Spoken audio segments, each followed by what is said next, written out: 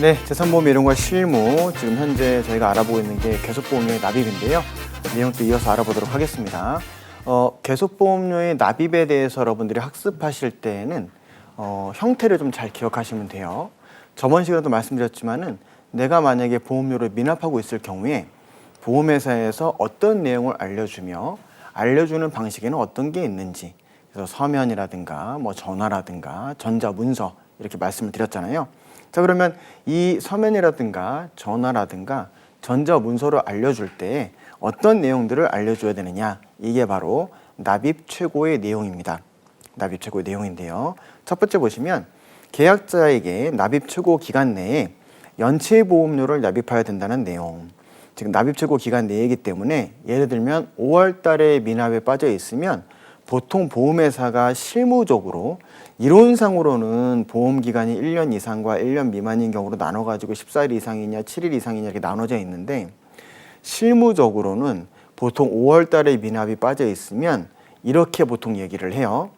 약관 규정대로 14일 딱, 뭐 7일 딱 이렇게 맞추는 게 아니라 다음 달인 6월 달 말일까지 보험료를 내세요. 이게 바로 납입 최고 기간이에요. 자, 선생님 5월 달에 보험료 미납하고 있어요. 그러니까 6월 말까지, 이게 뭐죠? 납입 최고 기간이죠. 6월 말까지 납입을 할 수 있도록 해주는 거죠. 기간을 주는 거죠. 그래서 납입 최고 기간 내에 연체 보험료를 납입해야 된다는 내용. 그래서 상법 제650조 3항에 따라서 타인을 위한 보험계약의 경우, 즉 이건 타인을 위한 보험계약은 보험료를 내는 사람과 보험금 받는 사람이 다른 걸 우리는 타인을 위한 보험계약이라고 한다 그랬죠. 그러면 이 계약이 해지됐을 때에는 계약자가 돈을 안 냈더니 보험회사가 계약자가 돈 안 냈으니까 계약 해지할래 이래버리게 되면 사실상 사고가 나면은 보험금을 받는 사람은 보험 수익자잖아요. 보험 수익자에게도 간접적인 불이익이 가기 때문에 보험료를 내는 사람과 보험금 받는 사람이 다른 타인을 위한 보험계약 같은 경우에는 이 보험금 받는 사람의 간접적인 이익도 생각해서 계약자가 보험료를 미납하고 있으면 그 자체로 보험회사가 납입 최고하고 계약을 날려버리는 게 아니라 수익자한테도 통지를 한다는 거예요. 야, 수익자야, 계약자가 보험료를 안 내고 있어. 언제까지 안 내면 계약 해지될 거라고 계약자한테 통지했다. 너도 알고 있어라. 라고 얘기를 하는 이유는 수익자 너도 나중에 네가 생각이 있으면 네가 돈 내고 계약 살릴 생각이 있으면 네가 돈 내고 계약자로 들어올 수 있어 라고 하는 기회를 열어주는 거거든요. 그래서 그런 의미에서 타인을 위한 보험계약의 경우 그 타인에게도, 그러니까 보험 수익자에게도 보험료의 지급을 최고한 후가 아니면 그 계약을 해제 또는 해지할 수 없으므로 이 경우 수익자에게도 납입을 최고해야 된다. 즉 계약자하고 수익자가 다른 경우에는 계약자에게도 납입을 최고해야 되지만 수익자에게도 납입을 최고하도록 규정하고 있습니다. 자, 그리고 두 번째는 뭘 최고해줘야 되느냐. 납입 최고 기간이 끝나는 날까지 보험료를 납입하지 않을 경우 납입 최고 기간이 끝나는 날에 다음 날에 계약이 해지된다는 내용입니다. 즉 5월 달에 보험료를 안 내고 있으면 다음 달 말일인 6월 30일까지 내세요 라고 했을 때 이 6월 30일은 납입 최고 기간이에요. 근데 이때까지 안 내면 계약을 해지할 겁니다 라고 했을 때 납입 최고 기간이 끝나는 날에 계약이 해지되는 것인지 아니면 납입 최고 기간이 끝나는 날에 다음 날에 계약이 해지되는 것인지에 대해서 명확하게 규정을 한 거죠. 즉 여러분들이 보험료를 안 내고 보험회사가 만약에 6월 30일까지 보험료 내세요. 안 내면 다음 날에 계약이 해지됩니다 라고 하게 된다면 7월 1일, 6월 30일에 다음 날인 7월 1일 날 계약이 자동으로 해지되게 된다는 겁니다. 6월 30일까지 안 내면. 근데 다만 이 만약에 납입 최고 기간이 끝나는 날이 공휴일인 경우도 있잖아요. 6월 30일을 딱 봤더니 하필이면 그날이 일요일이에요. 일요일 날 계약자가 내고 싶어도 낼 수가 없잖아요. 그때는 그 다음날 월요일인 7월 1일까지 자동으로 연장이 되고 7월 1일까지 만약에 납입이 안 되면 7월 2일 날 계약이 해지가 됩니다.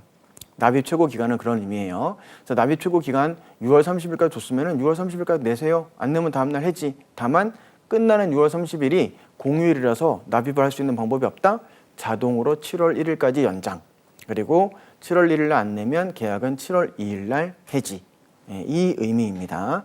그래서 보시면 다만 계약자가 보험계약 대출금을 반환하지 않은 경우라면 보험자는 계약이 해지되는 때 즉시 해지원금금에서 계약대출 원금과 이자가 차감되는 내용까지 최고를 해줘야 한다는 겁니다. 즉 보험계약 만약에 계약자가 이 계약에 대해서 보험료를 못 내고 있었어요. 깜빡하는 경우도 있지만 정말 돈이 없어서 못 내고 있는 경우도 있잖아요. 돈이 없어서 못 낼 정도라면 이미 이 보험계약 담보로 약관대출을 또 받은 경우도 있어요. 그러면 약관대출을 받았어요. 근데 만약에 해지원금금이 있는 계약이다 보니까 대출을 해줬단 말이에요. 해지원금이 1,000만 원 쌓여 있어요. 그래서 대출을 800만 원 받았어요. 그러면 해지원금금 200만 원 남아있고 800만 원 또 받을 게 있잖아요.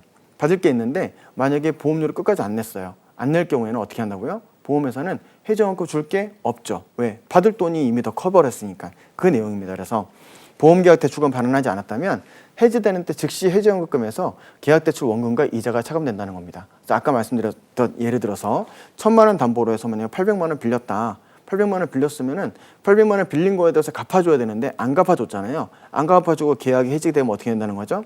남아있는 200만 원 주는데 200만 원에서 800만 원 안 갚은 거에다가 계약대출 이율에 따른 이자도 있겠죠. 대출 받았으니까. 그 이자까지 차감하고 나머지 해지원금금 줄 거야. 그리고 그렇게 해가지고 이자가 차감된다는 내용까지 보험회사가 계약자에게 알려주겠다는 겁니다. 그 내용이 지금 보험료 납입을 할 때, 보험료 미납이 빠졌을 때 보험회사가 알려줘야 된다는 내용이죠. 그럼 1번은 연체 보험료를 최고 기간 내에 납입해 줘야 된다는 내용에 대해서 최고할 수 있도록 그 내용에 대한 내용이 나와 있고요. 두 번째는 최고 기간 끝나는 날까지 보험료 미납하면은 다음날 계약이 해지가 되는데 만약에 대출금 안 갚았다면 보험자는 계약이 해지되는 때 즉시 해지원금금에서 대출 원금과 이자를 까고 주겠다라는 겁니다. 그 내용까지 여러분들이 이 최고 내용으로 정리해 주시면 좋겠고요. 이건 역시 시험에서 실제로 써라 라는 문제들이 나왔었으니까 참고하시면 좋겠습니다. 그 다음에 납입 최고 기간이 있어요. 납입 최고 기간은 보험기간이 1년 이상인 경우와 1년 미만인 경우로 나눠서 보험기간이 1년 이상이라면 최소 14일 이상을 납입 최고 기간으로 정하여 최고하도록 규정하고 있습니다. 그다음 보험기간이 1년 미만인 경우에는 7일 이상을 납입 최고 기간으로 정하여 최고하도록 하고 있어요. 근데 제가 아까 바로 전에 말씀드렸던 보통 미납이 있을 경우에 실무상 다음 달 말일까지라고 말씀을 드렸죠.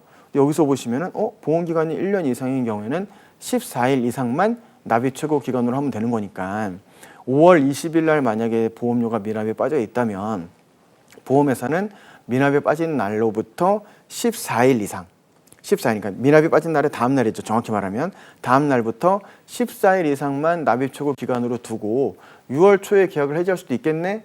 네, 가능합니다. 가능한데 왜 이 규정대로 안 하고 대부분의 보험회사가 다음 달 말일까지로 두고 있냐면 자, 14일 이상을 납입 최고 기간으로 정하여 최고하게 되면 2주니까 비교적 기간이 짧죠. 그리고 최고를 하기 위해서는 어떻게 한다 그랬죠? 서면, 전화 또는 전자문서. 근데 전자문서로 보내면 간편해 보이겠지만 전자문서 수신이 안 될 경우에는 다시 서면 또는 전화로 해줘야 돼요. 대부분 보험회사는 서면을 성원하는 경우가 많죠. 그러면 서면을 보낼 때 등기우편 등 기록이 남는 방법으로 서면을 택해줘야 돼요. 즉 등기우편 등의 서면으로 보내줘야 되는데 여기에 대한 비용이 만만치가 않습니다. 한 건이야 2, 3천 원 할 것 같지만 한두 건들이 아니기 때문에 비용이 만만치가 않아요. 그러다 보니까 그렇게 하지 않고 기간을 좀 넉넉하게 두고 알리는 방법도 보통 전자문서 등으로 알려주고 있죠. 수신 확인이 안 되면 다 전화를 한다든가 그렇게 그 방법을 선택하고 있는 거고요. 다음 달 보통 말일까지 두고 있어요. 근데 약관에서는 뭐라고요? 보험기간이 1년 이상이면 사실 다음 달 말일이 아니라 14일 이상만 두면 돼요. 그래서 어떤 보험회사가 야 우리는 그냥 14일 이상 약관대로 할게. 그래서 20일 날 너 보험료 안 냈어? 21일부터 14일 되는 날까지 안 내면 다음 날 계약을 해지할 거야. 라는 거에 정확히 도달만 시키게 되면 14일 기간 둬가지고 이렇게 최고하고 안 되면 계약을 해지하는 것도 가능합니다. 가능해요. 그리고 보험기간이 1년 미만인 경우에는 7일 이상을 납입 최고 기간으로 정하여 최고하도록 되어 있습니다.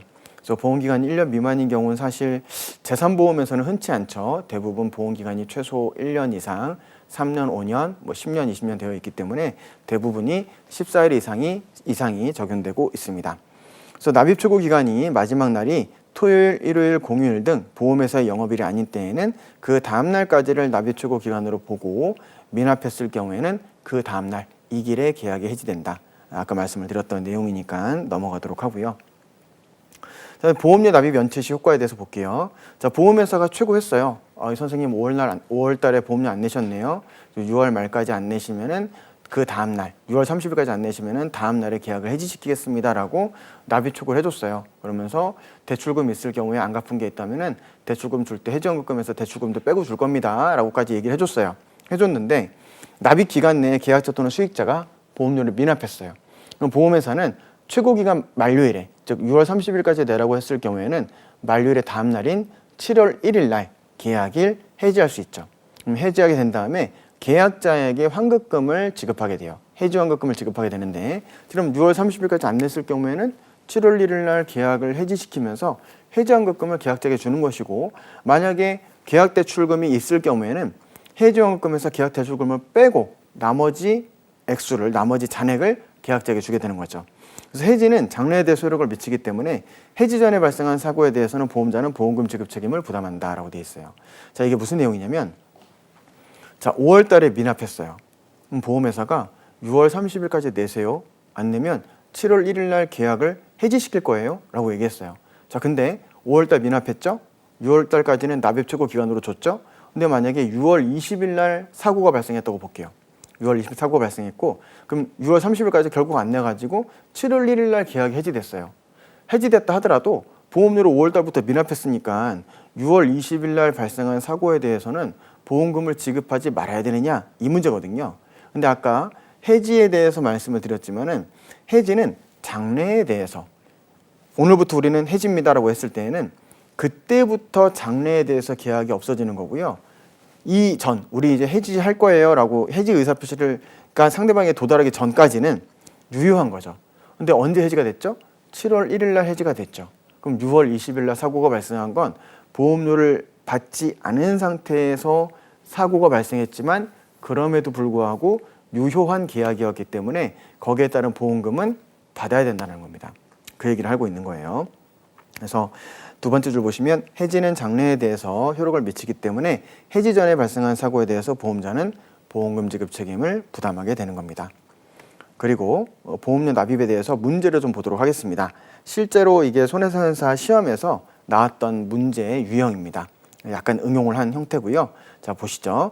보험계약자 홍길동은 A보험회사에 상해보험을 가입하였고 경제적 사정으로 2020년 6월분 보험료를 납부하지 않은 상태이다.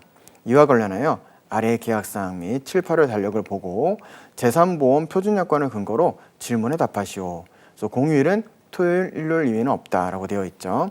자, 문제를 볼게요. 보험료에 납입해서 달력으로 이렇게 나와 있고요. 맨 밑에 당부장 표시 보시면 2020년 6월분 보험료를 계약자 홍길동 씨가 2020년 7월 31일까지도 납부하지 않을 경우를 대비하여 A보험회사가 2020년 8월 1일자로 계약을 해지하기 위해서는 언제까지 보험계약자에게 해지 예고 납입 최고장을 서면으로 도달시켜야 되는지 그 최종 일자 및 보험회사가 최고해야 될 내용을 쓰시오라고 되어 있습니다.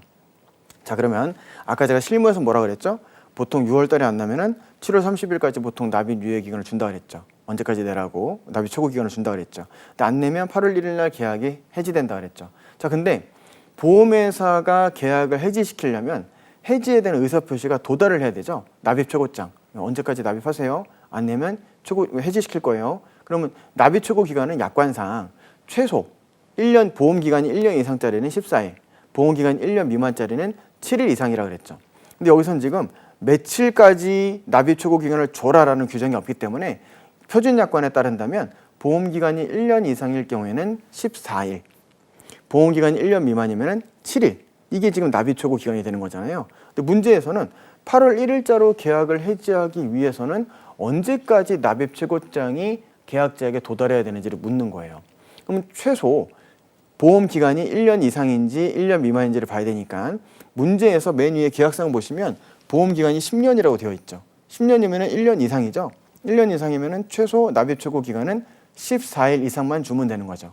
그럼 보험회사는 타이트하게 봤을 때 14일 이전에만 납입 최고장이 도달하면 되는 거예요. 해지하기 전에. 그죠? 근데 지금 8월 1일 날 보험회사가 계약을 해지하고 싶어 해요. 그럼 해지하려면 납입 최고 기간이 끝나는 다음 날에 계약이 해지가 되는 거니까 문제에서 봤을 때 이 수요일인 8월 1일 날 계약이 해지가 되려면 납입 최고 기간인 14일의 마지막 날은 7월 31일까지가 돼야 되는 거죠. 7월 31일까지가. 그럼 7월 31일까지가 딱 14일이 돼야 납입 최고 기간 만료일이 14일이고 다음 날인 8월 1일 날 계약이 해지되는 거니까. 그런 7월 31일부터 역산해서 14일이 되는 날짜를 찾아보면 되죠. 그럼 7월 31일부터 역산하면은요. 7월 18일이 14일이 되는 날이에요. 14일이 되는 날. 보험기간이 1년 이상이니까. 자, 그러면 1년 그 14일이 되는 날이 그 7월 18일인데 여기서 문제는 뭐죠? 앞에 잠깐 보시면 자, 보험기간이 1년 이상인 경우 14일 이상을 납입 최고 기간으로 정하여 최고한다고 되어 있습니다. 1번에 보시면. 근데 이 14일 이상에서 최고장을 받은 날부터 14일인지 최고장을 받은 다음 날부터 14일을 산정하고 14일이 지나면 해지할 수 있는지에 대해서는 약관의 규정이 없어요. 보통 우리 보험금 청구했을 때 지급하는 날짜는 청구 서류를 접수한 날부터 3영업일 이런 식으로 기산점이 명확했죠. 서류를 받은 날부터 월, 화, 수 3영업일 이렇게 기산을 했었는데 이 표준약관에 있는 내용 그대로 갖고 온 거거든요. 표준약관에서는 14일 이상이라고 되어 있지 납입 최고장을 받은 날로부터 14일인지 받은 날의 다음 날부터 14일인지에 대해서 명확하게 안 나와 있어요.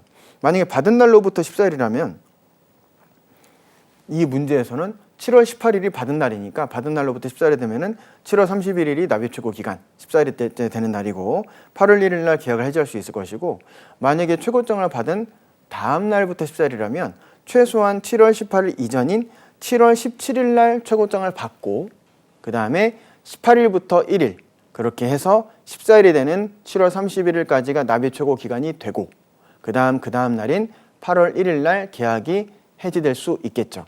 결국 여기서 지금 문제는 14일 이상의 기간에서 첫날, 최고장을 받은 첫날부터 계산이 돼야 돼서 7월 18일 날 받으면 되느냐 아니면 받은 날의 다음 날부터 1일로 계산해서 7월 17일까지 받아야 되느냐 이 문제입니다. 근데 여기에 대해서 약관에서 명확하게 규정이 없을 때는요. 법에 따라서 산정하도록 되어 있어요. 민법에 나와 있거든요. 그래서 민법에서는요. 언제부터라고 명확하게 규정이 없을 경우에는 보통 일, 월 이렇게 몇 월, 며칠 이렇게 기간을 뒀을 경우에는 보통 초일을 불산입하도록 되어 있어요. 이게 초일 불산입의 원칙이라고 해요. 즉 앞에서는 지금 14일 이상의 기간이라고 해서 1, 월 단위는 초일 불산입한다고 그랬죠. 법에서. 즉 약관의 규정이 없으니까 법을 따라야 되는데 민법을 뒤져보니까 기간을 1 또는 월로 했을 경우에는 초일을 불산입하래요. 초일 불산입하라는 건 뭐냐면 받은 첫날, 초일이니까 받은 첫날을 기간에 산입하지 말라는 거예요. 그럼 뭐죠? 받은 날은 기간 산입하지 말고 다음 날부터 1일로 보라는 거죠. 그러면 7월 18일이 1일이 돼야지만이 7월 31일이 14일이 되고 8월 1일 날 계약을 해지할 수 있는데 초일을 불산입하라고 했으니까 적어도 7월 17일 날 최고장을 받아야 초일을 불산입하고 그냥 그날을 빼고 다음 날인 7월 18일이 1일이 돼서 14일을 계산하면 7월 31일이 되고 다음 날 8월 1일 날 계약이 해지될 수 있는 거죠. 그래서 그 내용을 제가 좀 정리한 겁니다. 자, 보험기간이 1년 이상이고 영업일 기준이 아니기 때문에 보험회사는 공휴일을 포함하여 14일 이상의 납입 최고 기간을 정하고 그 기간의 다음 날에 계약이 해지가 된다. 그래서 초일 산입과 관련돼서 약관에 별도의 규정이 없으니까 민법의 규정에 따라야 되고 민법에서는 초일 불산입이라고 되어 있습니다. 그래서 8월 1일부터 계약이 해지되려면 7월 31일까지가 납입 최고 기간이어야 되고 이를 기준으로 14일을 역산하면 7월 18일이지만 초일을 불산입하기 때문에 전일인 7월 17일에 납입 최고장이 계약자에게 도달해야 된다. 결국 7월 17일까지 납입 최고장이 계약자에게 도달을 해야지만이 보험회사는 계약을 8월 1일 날 해지할 수 있다라는 겁니다. 자, 그리고 최고 내용 볼게요. 최고 내용은요. 아까 문제에서 봤던 게 이거였잖아요. 언제까지 이 당부장 표시 두 번째 줄 계약을 해지하기 위해서는 언제까지 보험계약자에게 해지 예고부 납입 최고장을 서면으로 도달시켜야 하는지 그 최종 일자이 보험회사가 최고해야 될 내용을 쓰시오. 그래서 최종 일자는 7월 17일이라고 저희가 맞췄고요. 보험회사가 추구해야 될 내용을 쓰시라고 되어 있잖아요. 그럼 두 번째는 보험회사가 추구해야 될 내용이 어떤 게 있느냐. 첫 번째는 계약자에게 납입 최고 기간 내에 연체 보험료를 납입해야 한다는 내용. 타인을 위한 보험의 경우 수익자를 포함해서 납입 최고 기간 내에 연체 보험료 내세요. 그리고 납입 최고 기간이 끝날 때까지 보험료를 납입하지 않은 경우에는 다음 날에 계약이 해지된다는 내용. 즉 언제까지 보험료 내세요. 그리고 그 언제까지 보험료 안 낼 경우에는 계약을 해지할 거예요. 근데 만약에 그동안에 계약 대출을 받은 게 있다면 해지연금에서 이것도 빼고 줄 거예요. 물론 이자도 뺍니다. 라는 사실, 이 세 가지를 알려줘야 된다는 겁니다. 최고해줘야 된다. 그 내용을 쓰는 거예요. 그래서 이런 형태의 문제들이 실제 기출이 됐었어요. 그래서 결국 제가 처음에도 말씀을 드렸지만은 여러분들이 표준약관 공부하실 때 약관을 뭐 암기했다고 해서 끝나는 게 아니고요. 암기한 내용을 응용할 수 있는 문제까지 정리가 돼야 됩니다. 그래도 여러분 재산보험은 그 손사 시험 중에서도 여러분 공부만 열심히 하시면 점수를 많이 받을 수 있는 과목 중에 한 과목이에요. 왜 그러냐면 재산보험은 사실 책임 법리라는 게 없잖아요. 보통 우리 자동차 보험 같은 경우에는 교통사고 발생했을 경우에 보험회사의 보상 책임이라든가 보상액을 산정하는 것들이 이제 여러분들이 손사 시험 공부할 때 들어가는 범위 하나인데, 자동차 보험 약관이 있죠. 그 다음에 교통사고에 대해서 민법 적용할지 자동차 손해배상 보장법을 적용할지 법리에 대한 내용이 있잖아요. 그럼 보통 사례가 나오면 적용되는 법률, 법률상 손해배상 책임을 져야 되니까, 그리고 약관에 따라서 보상을 해야 될지 말아야 될지, 그리고 보상했을 경우에 얼마를 줘야 될지, 이거까지 다 계산을 해줘야 돼요. 자동차라든가 뭐 책임근제보험 이쪽은. 근데 재산보험은 뭐 책임법리라는 게 없기 때문에 약관 내용만 암기하고 거기에 대해서 응용해가지고 풀 수만 있으면 돼요. 그래서 다른 과목에 비해서는 사실 굉장히 좀 난이도가, 열심히만 하시면 난이도가 좀 낮은 편이고, 열심히만 하면은 점수를 충분히 딸 수 있는 과목이에요. 그래서 항상 전략 과목으로 생각하고 재산보험은 여러분들이 접근을 하셔야 됩니다. 그래서 이제 재산보험 이런 거 실무에서 계약의 해지와 이제 부활 제도에 대해서 좀 이어서 알아보도록 하겠습니다. 자, 이제 보험료 자동 대출 납입이라고 되어 있어요. 이 보험료 자동 대출 납입은 이런 게 있습니다. 보통 보험은 해지환급금이 지급되는 보험과 소멸성 보험이 있어요. 즉 소멸성은 계약 해지됐을 때 해지환급금이라든가 뭐 아무것도 주는 게 없어요. 그냥 계약이 날아가는 거죠. 대신 소멸성은 보험료가 그만큼 저렴하죠. 근데 해지환급금을 주는 계약이라는 것은 내가 해지환급금에 충당될 만한 보험료를 납입해가지고 유지되는 거기 때문에 소멸성에 비해서 보험료가 상대적으로 비싸다라는 단점은 있어요. 다만 그럼에도 불구하고 해지되게 되면은 거기에 따른 어떤 돌려주는 보험료도 있다. 이런 장점도 있죠. 자, 그러면 이 자동대출 납입은요, 해지환급금이 있는 보험에 한해서만 적용이 되는 거예요. 자, 제가 보험료를 쭉 내고 있다가 해지환급금이 쌓여 있겠죠. 뭐 쌓여 있다가 어느 순간 생활이 너무 힘들어졌어요. 근데 돈을 어디 빌릴 데가 없어요. 그러면 보험회사에다가 보험료를 갖다가 낼 돈도 없겠죠. 낼 돈도 없게 되면은 보험회사에 이렇게 얘기하는 거예요. 야, 내가 해지환급금 받을 게 있잖니? 있으니까 거기서 차감해가지고 보험료로 좀 대신 내면 안 될까? 그 안에서? 왜냐면 그렇게 안 되면 내가 보험계약을 유지할 수가 없어. 그럼 나 보험계약을 해지할 수밖에 없는데 이거 보험료 10년씩이나 넣었는데 너무 아까운 것 같아. 라고 생각할 수 있겠죠. 또는 보험회사에서 그렇게 권할 수도 있겠죠. 10년씩이나 유지해놓고 아깝지 않니? 그러지 말고 해지환급 쌓여있는 거에서 보험료를 차감시켜 주는 걸로 할게. 그렇게 해가지고 그럼 당연히 해지환급금은 아직 해지가 안 됐으니까 너한테 줄 돈은 아니지만은 담보로 빌려주는 거니까 이거를 대출로 보자. 그래서 해지환급금 한도 내에서 보험계약 대출을 하는 거예요. 그 대출을 통해 가지고 자동대출 납입을 해주겠다는 거죠. 당연히 대출의 일종으로서 이자가 붙어요. 내가 받을 해지환급금에서 보험료를 대신 납입해 주는데 이자도 붙는다고요. 사실 거기에 대해서는 저는 약간 반대하는 입장이긴 한데 어쨌든 그렇게 규정이 되어 있습니다.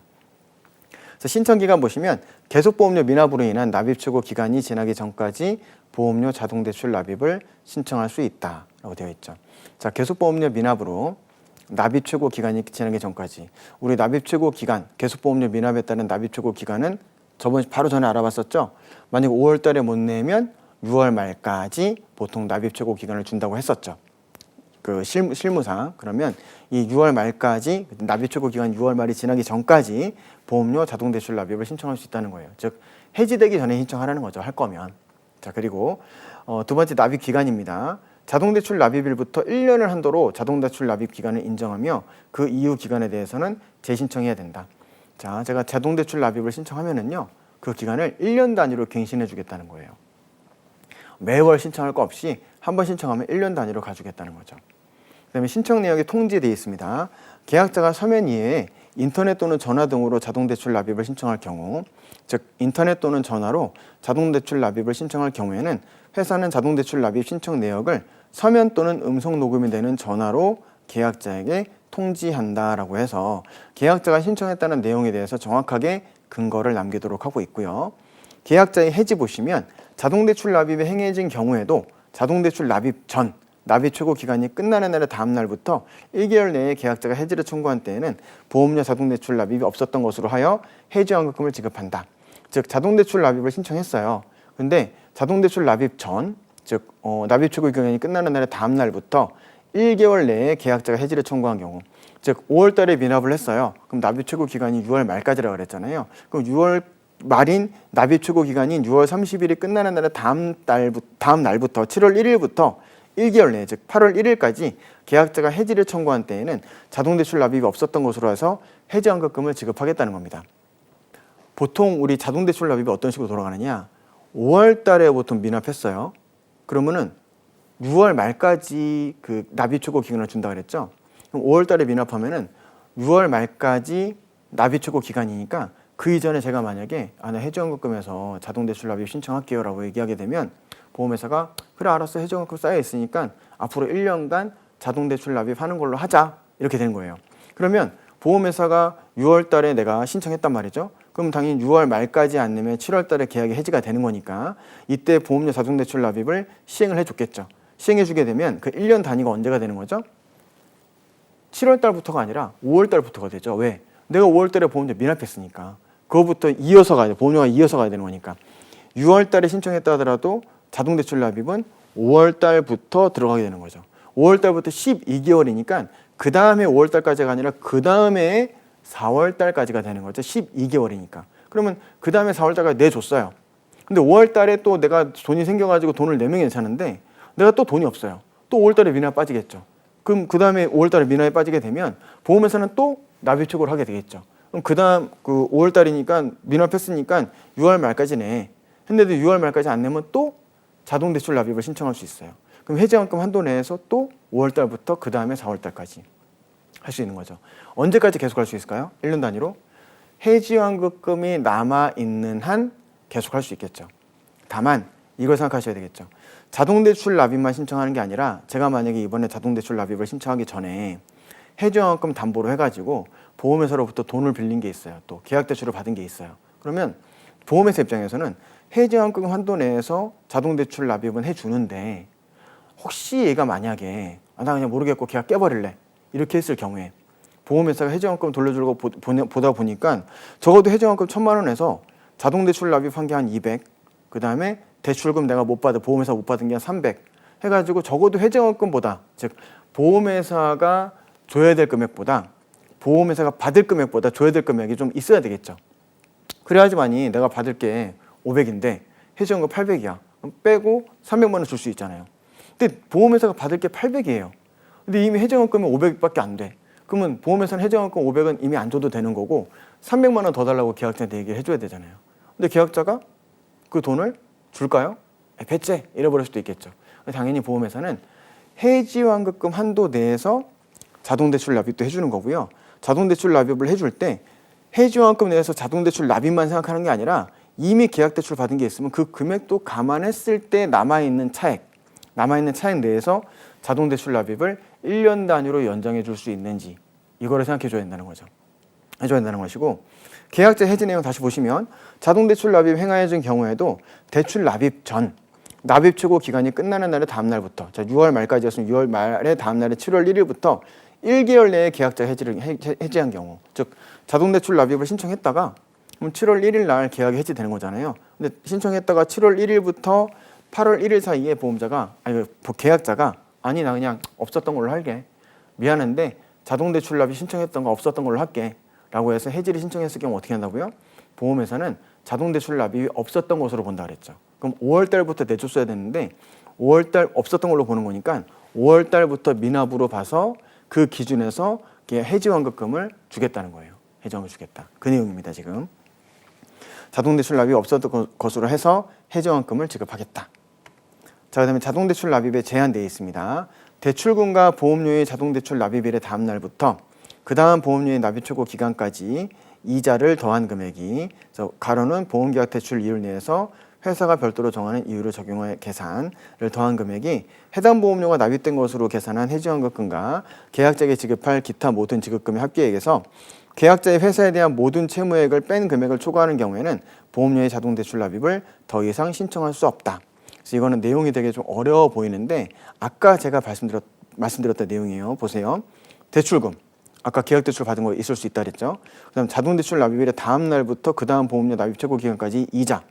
자, 그 자동대출 납입일의 다음 날부터 그 다음 보험료의 납입 최고 기간까지의 이자를 더한 금액이 해당 보험료가 납입된 것으로 계산한 해지환급금과 계약자에게 지급할 모든 합계액에서 계약자의 회사에 대한 모든 채무액을 뺀 금액을 초과하는 경우.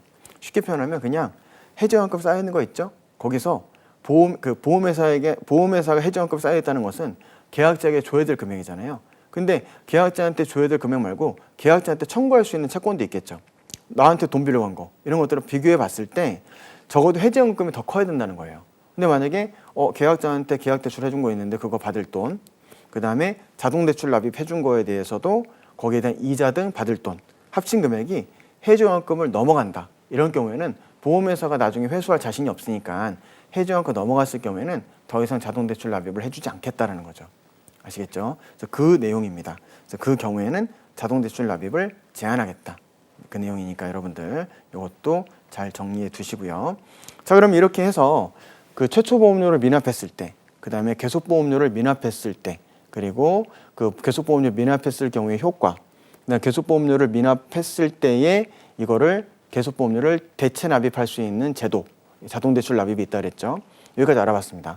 근데 어쨌든 이런 식으로 계속 보험료를 어떻게든 이어나가려고 했는데 결론적으로 못 냈어요. 못 내서 계약이 해지됐어요. 해지됐을 경우에는 그 이후에 해지됐다고 해서 계약이 무조건 끝나는 거냐는 아니고 우리가 패자부활전이 있듯이 보험 계약에서도 계속 보험료 미납으로 결국 계약이 해지됐을 경우에 그 계약을 살릴 수 있는 제도가 또 있어요. 이거를 일반 부활이라고 합니다. 일반 부활. 일반 부활 시험에서 굉장히 자주 나오는 문제예요. 그래서 먼저 보시면 자, 이 일반 부활에 대한 요건입니다. 요건은 첫 번째, 계약이 해지되면 계약자가 일정 요건을 만족해 가지고 계약을 부활 청구할 수 있는데요. 이때 여러분들 계약 해지되면이라고 하면은 이거는 좀 정확하지 않은 표현이고 부활을 청약할 수 있는 조건은 계약이 해지돼야 되는 건 맞는데 뭘로 인해서 계약이 해지된 경우냐, 이게 제한이 있어요. 즉 고지 의무 위반으로 계약이 해지되는 경우도 있고 통지 의무 위반으로 계약이 해지되는 경우도 있고 계속 보험료를 안 내가지고 계약이 해지되는 경우도 있고 여러 가지 해지의 경우가 있잖아요. 근데 일반 부활은 언제라고요? 일반 부활은 계속 보험료를 미납해서 계약이 해지됐을 경우에 그때 일반 부활을 청약할 수 있습니다. 고지 의무 위반이라든가 위험 변경 증가 통지 의무 위반으로 계약이 해지된 경우에는 부활을 청약할 수 없고요. 계속 보험료 미납으로 계약이 해지됐을 경우에만 부활을 청약할 수 있어요. 이거를 우리는 일반 부활이라고 합니다. 일반 부활. 그래서 내용 보시면 계속 보험료를 미납해서 계약이 해지되었지만 해지환급금을 받지 않은 경우에 해당할 것에서 해지환급금을 받지 않은 경우에 밑줄을 그어 두십시오. 해당할 것. 그래서 계약대출에 의한 해지환급금이 차갑되었지만 받지 않은 경우를 포함한다고 되어 있죠. 즉 해지환급금, 그러니까 해지환급금을 주는 계약인데 계약이 해지됐는데 아직까지 해지환급금을 받지 않았어요. 그 경우에는 계약의 부활을 청약할 수 있다고요. 또는 해지환급금이 없는 보험도 있겠죠. 소멸성 보험. 해지환급금 없는 보험은 해지환급금을 받지 않은 것으로 봐요. 자, 그러면 사실 뭐가 유리할까요? 실무적으로. 보통 해지하게 되면 보험회사에서 해지환급금 거의 뭐 그날 다음 날 안에 바로 입금시켜 줍니다.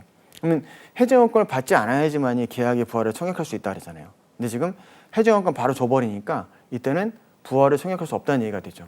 근데 해지환급금이 없는 보험은 그냥 계약 해지돼도 해지환급금 받을 게 없으니까, 이거 뭐 받을 게 없으니까 당연히 이때는 해지환급금 받지 않은 것으로 봐서 계약의 부활을 청약할 수 있다고 봤잖아요. 당연히 소멸성 계약이 유리하죠.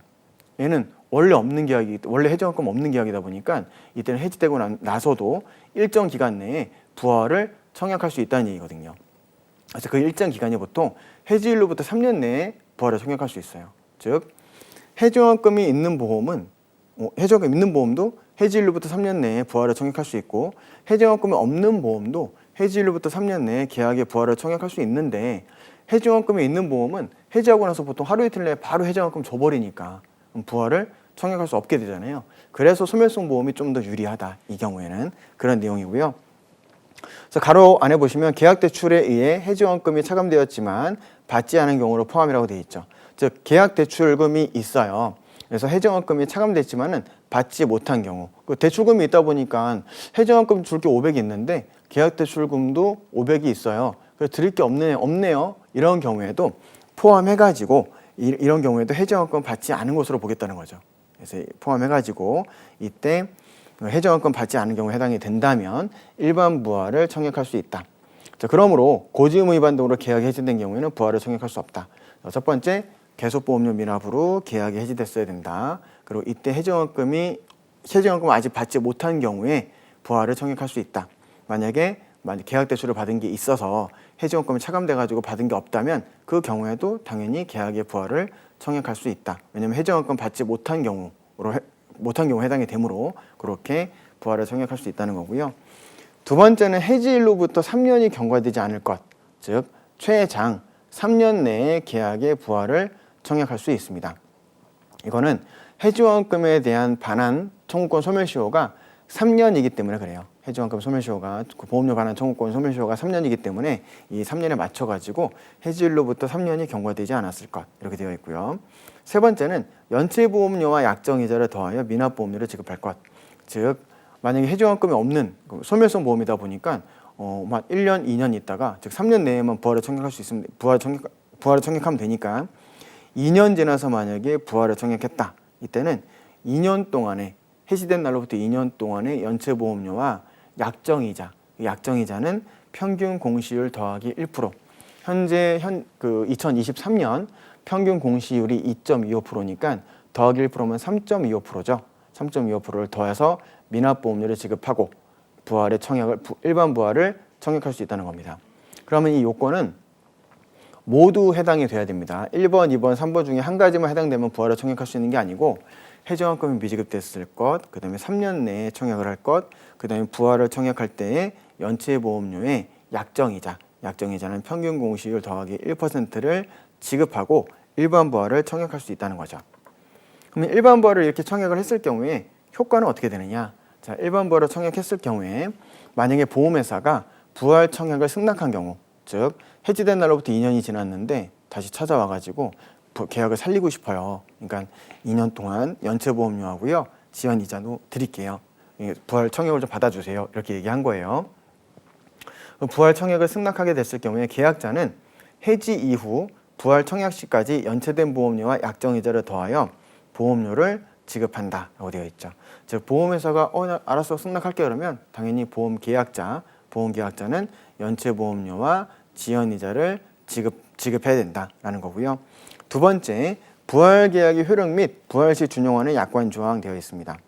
자, 부활계약은 종전계약의 내용과 동일한 효력을 갖는 것으로 보므로 특수계약설이라고 하는데 이 부활계약에 대해서 두 가지가 있어요.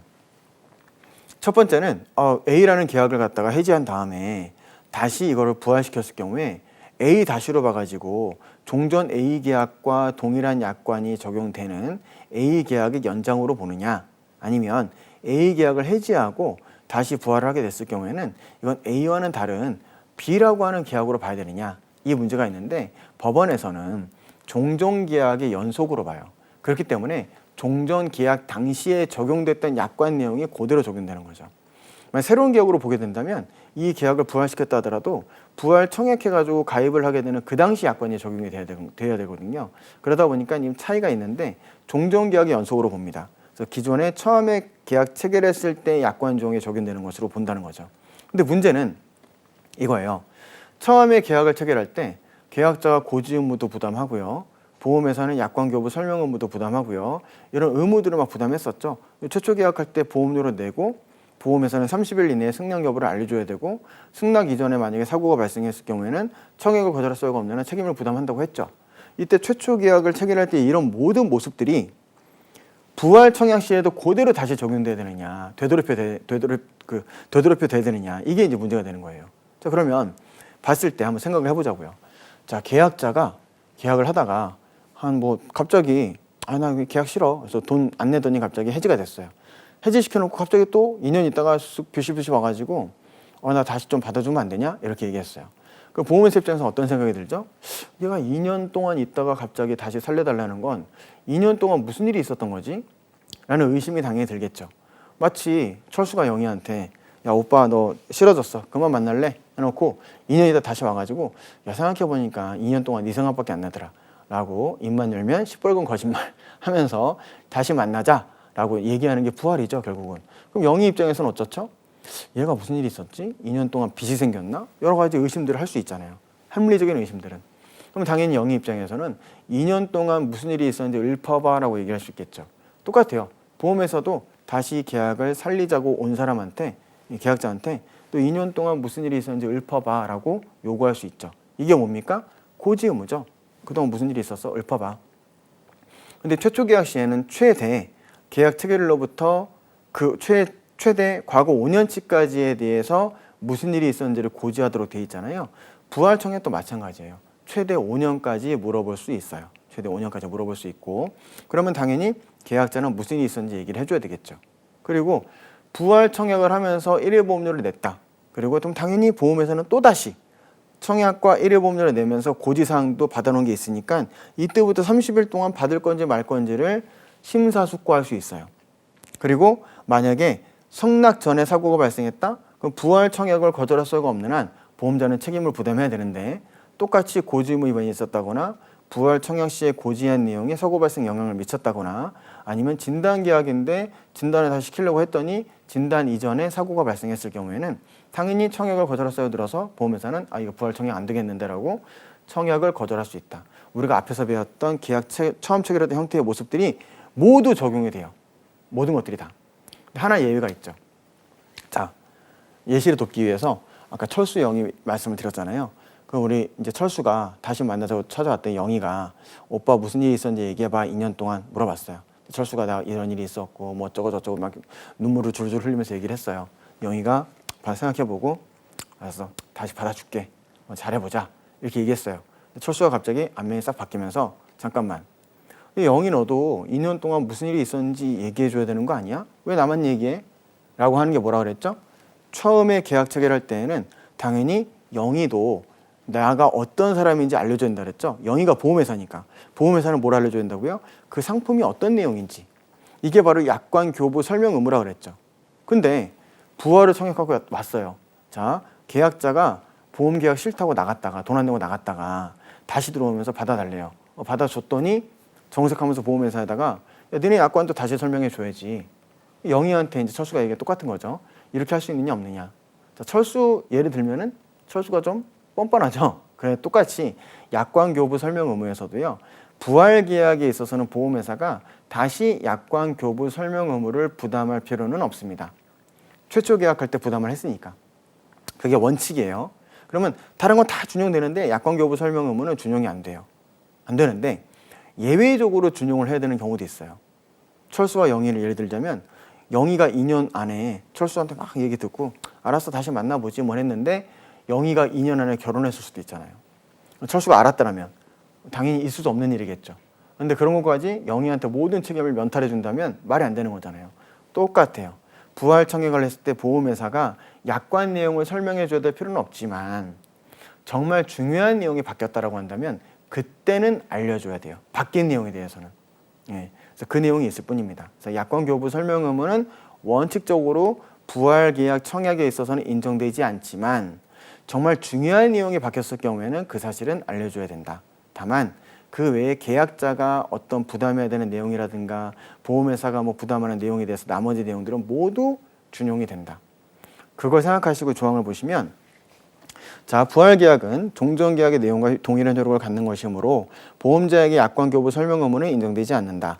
그러나 계약 전 알릴 의무, 계약 전 알릴 의무 위반 시 효과, 사기에 의한 계약, 보험계약의 성립, 제1회 보험료 납입과 회사의 보장 개시 조항, 면책기간이 있는 경우 책임 개시일은 부활일을 계약일로 모아서 약관 내용을 그대로 다시 준용하겠다는 겁니다. 그 내용이에요. 자, 그 다음에 해지 후 부활 전 사고 보도록 하겠습니다. 자, 이제 보험계약을 해지한 다음에 부활 청약 전에 사고가 발생한 경우, 우리 보통 보험료를 미납했을 경우에 계약이 해지가 돼도 납입 최고 기간 5월 달에 미납하고 6월 30일 날 계약 해지가 돼서 7월 1일 날 계약 해지됐다 하더라도 6월 20일 날 발생한 사고는 해지 이전 사고니까 유효하다 그랬죠. 보상해 준다 그랬어요. 근데 7월 1일 날 계약 해지가 됐어요. 그로부터 2년이 지나서 계약을 다시 부활 청약을 했어요. 근데 부활 청약할 때 뭐 한다 그랬죠? 2년 동안 안 낸 보험료 내고 연체 약정 이자도 준다 그랬죠. 그러면 주고 부활 청약해가지고 부활 계약이 성립이 됐어요. 근데 이 2년이라고 하는 기간 동안 해지된 이후에 부활 전에 발생한 사고가 있을 경우에 그 사고도 보상을 해줘야 되느냐 문제예요. 자, 이때 보상을 해줘야 됩니까? 안 해줘야 됩니까? 여러분들이 만약에 보험회사라고 가정하고 이걸 보상해 줘야 된다고 생각해 보세요. 어떤 문제가 발생할까요? 그럼 저 같은 경우에는 잘 알고 있으니까 엄청 악용할 것 같아요. 다 소멸성경으로 계약 체결해 놓고 소멸성 계약은 3년, 최대 3년까지 가능하니까 또 해지시켜 놓고 보험료 미납해 가지고 해지시켜 놓고 한 2년 반, 3년 될 때 기다려 보는 거예요. 근데 마침 사고가 났어요. 그럼 적은 보험료 내고 보험 계약 부활됐어? 나 이때 사고 났거든. 보험금 줘. 악용할 수 있겠죠. 당연히 해지된 이후에 부활 계약이 성립되기 전까지 발생한 사고에 대해서는 미납보험료는 당연히 내는 거지만 이때 발생한 사고에 대해서는 보험회사가 담보하지 않습니다. 네, 그 내용이에요. 그래서 해지된 이후 부활 청약 전 사고 발생 시 보험자는 해지 후 사고이므로 부활 청약 시 발생된 사고에 대하여 보상 책임을 부담하지 않는다. 다만 부활 청약 후 승낙 전 사고는 청약을 거절할 사유가 없는 한 보상한다. 이건 뭐냐면 해지된 날로부터 부활 당시까지 사이에 발생한 사고는 당연히 보상하지 않지만 부활 청약을 하고 부활 청약 다음에 보험회사가 승낙을 할지 말지, 왜냐면 부활 청약 당시에 보험료 냈으니까 승낙을 할지 말지에 대해서는 보험자가 최대 30일 이내의 기간 동안에 심사숙고할 수 있다 그러잖아요. 그 기간 내에 발생한 사고에 대해서는 부활 청약을 거절할 사유가 없는 한 보상 책임을 부담한다는 거죠. 이게 우리 최초 계약을 체결할 때에도 그 청약을 거절할 사유가 없는 한 보상 책임을 부담한다 그랬잖아요. 그 내용이 그대로 준용이 되는 거죠. 그래서 해지된 다음에 부활 청약 당시까지 발생한 사고는 보상하지 않지만 부활 청약과 보험료 받은 이후에 승낙 전 발생한 사고에 대해서는 청약을 거절할 사유가 없는 한 보험자가 책임을 부담하겠다라는 거고요. 그 다음에 계약 부활과 고지 대상 기간 보시면 계속보험료 미납으로 계약이 해지된 다음에 부활 청약 시 고지 대상 기간은 최초 계약 성립일로부터 부활 청약 시까지로 하되 최대 5년까지 부과된다라고 되어 있죠. 즉 고지 대상 기간은 최대 5년까지, 즉 부활 청약을 할 때는 최대 5년까지 과거력을 물어보도록 되어 있잖아요. 그래서 최대 5년까지 물어볼 수 있다라는 겁니다. 자, 그 다음에 특별부활 좀 보도록 할게요. 자, 특별부활은요, 일반 부활과 좀 달라요. 일반 부활은 계속보험료를 미납했을 때에 계약을 부활할 수 있는 제도인데 반해서 특별부활은 다른 사유로 계약이 해지됐을 때에 그 해지된 계약을 부활할 수 있는 겁니다. 부활시킬 수 있는 겁니다. 자, 의의 보시면 계약자의 해지환급금 청구권에 대하여 채권자가 약관상 사유로 압류를 신청하여 회사가 해지환급금을 채권자에게 지급한 경우 계약이 해지될 수 있다. 이 경우 계약의 간접적인 이익을 향유하는 보험수익자는 계약 해지에 따라 종전계약의 이익이 상실될 수 있으므로 계약자의 동의를 얻어 부활을 신청할 수 있다. 이를 특별부활이라고 한다라고 되어 있죠. 자, 뒤에 이어서 내용 보시면 요건은 계약자의 해지환급금 청구권에 대하여 제3자의 강제집행, 담보권 실행, 국세 및 지방세 찬납 처분의 절차에 따라서 계약이 해지되어야 된다. 이렇게 해지가 되었을 때 특별부활이 가능하고, 보험회사는 수익자가 계약자의 동의를 얻어 계약자 명의를 수익자로 변경하여 특별부활을 청약할 수 있다는 사실을 해지된 날부터 7일 이내에 지정된 수익자에게 통지해야 된다. 다만 수익자가 법정 상속인인 경우에는 계약자에게 통지할 수 있다. 수익자는 회사의 통지를 받은 날로부터 15일 이내에 계약 해지로 회사가 채권자에게 지급할 금액을 회사에 지급하고 계약자의 동의하에 명의를 변경하여 특별부활을 청약할 수 있다. 되어 있죠. 내용을 봤을 때에는 글로서는 무슨 말인지 이해가 좀 안 되실 거예요. 이거는 이렇게 생각하시면 될 것 같아요. 자, 특별부활은 어떤 경우냐면 어쨌든 계약이 해지됐을 경우에 특별부활을 청약할 수 있는데 그 해지라고 하는 자체가 그 채권자의 청구에 의하여 해지원금이 날아갔을 경우에는 특별부활을 청구할 수 있다는 겁니다. 이제 이런 경우가 있어요. 자, 제가 계약자예요. 계약자인데 보험계약을 막 체결해 놨어요. 체결해 놓고 있는데 이게 해지원금을 주는 계약이면은 제가 맨날 보험계약을 통해 가지고 매달 보험료를 내고 있지만 그만큼 해지원금도 불어나고 있었겠죠. 근데 그 와중에 제가 급전이 필요해가지고 친구한테 돈을 빌린 거예요. 친구 A한테 돈을 빌렸어요. 5천만 원만 빌려줘라. 그래가지고 5천만 원을 빌렸단 말이에요. 그리고 있는데 제가 돈을 갚는다 안 갚는다? 안 갚고 있는 거예요. 친구가 저를 찾아왔어요. 야, 윤석아, 너 왜 돈 안 갚아? 이렇게 물어보는 거예요. 친구가 저희 집에 들어왔는데 저희 집 현관이 막 대리석으로 쫙 깔려 있고 집이 막 80평에 삐까뻔쩍 으리으리해요. 그래서 친구가 저한테 얘기하는 거예요. 야, 너 집도 이렇게 삐까뻔쩍 하면서 5천만 원이 없다는 게 말이 돼? 이렇게 물어봤더니 제가 얘기하는 거죠. 아유, 이거 전부 다 우리 집사람 거야. 내 거 하나도 없어. 나도 죽겠다. 이러면서 야, 들어와. 완전 커피 한 잔 먹자. 가지고 제 서재에 앉아가지고 커피를 마시면서 야, 어떻게든 최선을 다해볼게. 막 얘기를 하고 있었어요. 근데 친구 A가 저를 딱 보니까 제 뒤에 막 책꽂이에 막 책들이 막 있어요. 엄청나게 많이. 근데 가만히 보니까 보험 증권이에요. 근데 이 친구가 보험을 좀 아는 친구라 저한테 얘기한 거죠. 야, 너 저거 전부 보험 계약 아니야? 저거만 해지해도 해지원금 5천만 원 넘겠다. 그거만 해도 해지를 해서라도 나한테 갚아야 되는 거 아니니? 돌아가지고 나와가지고 소송을 건 거예요, 저한테. 그 재판장님, 이윤석이라는 놈이 돈을 안 갚고 있는데 보험 계약이 엄청나게 많아요. 저거 해지만 시켜도 해지원금만 가지고도 저한테 5천만 원 갚을 수 있어요. 라고 친구가 저한테 소송이나 압류를 걸 수가 있어요. 그럼 소송 결과가 나오기 전에 뭐 압류를 걸 수도 있고요. 그럼 소송 결과 나와가지고 맞다, 지급해라 라고 판결 나게 되면 판결 나게 된 순간 이 제 뒤에 있는 해지원금에 대한 5천만 원 값어치만큼에 대한 해지원금은 모두 묶이게 돼요. 누게 된다? 돈 빌려준 채권자께 돼요. 채권자께. 그럼 채권자는 내 보험사에 가가지고 판결문 받았어. 자, 돈 내놔 라고 얘기할 수 있어요. 보험회사는 군말 없이 판결문을 근거로 제 해지원금에서 5천만 원 빼줘야 돼요. 자, 그러면 이제 제 입장에서는 5천만 원 빼줬어요. 그러면 이거는 뭐죠? 속빈강정이죠. 계약은 유지하고 있지만 텅텅 비어있단 말이에요. 이게 뭐죠? 해지원금이 비워짐으로써 계약이 해지된 거죠. 이때 특별부활을 신청할 수 있다고요. 해지된 날로부터 7일 이내에 수익자인 아들한테 가가지고 야, 5천만 원 네가 메꿔놓고 계약자인 아빠한테 가가지고 아빠한테 동의 받아. 무슨 동의? 네가 계약자 하겠다고. 네가 5천만 원 냈으니까 이제 네가 보험료 낸 거 아니야. 이제부터 네가 보험료 내는 걸로 계약자 바꾸겠다고 동의도 받으라고. 이거를 7일 이내에 안내를 해줘야 돼요. 그럼 제 아들인 수익자가 만약에 그 사실을 들었을 때에는, 안내를 받았을 때에는 그 통지를 받은 날로부터 15일 이내에 보험회사가 시킨 대로 절차를 이행해야 돼요. 그래서 가가지고 저한테 와가지고 동의 받아가지고 계약자를 이제 아들이 제가 하겠습니다. 동의도 받고 그 다음에 5천만 원도 메꿔놓고 이걸 갖다가 15일 이내에 이행을 해야지만이 계약이 특별부활된 것으로 봐서 유지가 돼요. 즉 7일 이내에 통지를 받고 그 통지를 받은 날로부터 15일 이내에 절차를 밟아서 총 22일이라고 하는 기간 내에 특별부활을 절차를 진행하고 특별부활을 할 수 있다라는 내용입니다.